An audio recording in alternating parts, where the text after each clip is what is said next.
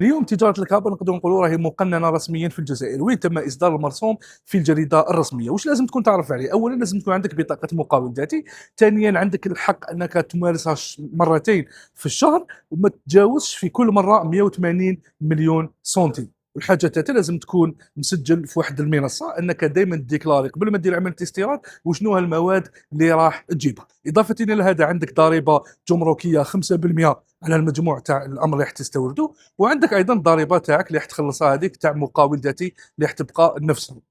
إضافة إلى هذا أنه راح تكون كاينة منصة رقمية اللي راح يتم التسجيل فيها، لازم تسجل فيها، راح يتم إطلاقها لاحقًا. هادو هما الأمور كامل راح يكونوا لكن مخصصين لمواد اللي لازم ما تكونش محظورة في الجزائر، ما تكونش زعما مواد صيدلانية وما تكونش مواد تحتاج إلى رخص. هذا الأمر هذا راح نزيدوا نبحثوا عليه ونزيدوا نفهموا مليح واش معناتها هذه رخص وشنو المواد اللي تعتمد رخص. لكن اليوم رسميًا تجارة الاستيراد ولا الاستيراد ممكن لأي شاب جزائري يحمل بطاقة المقاول الذاتي. سلام.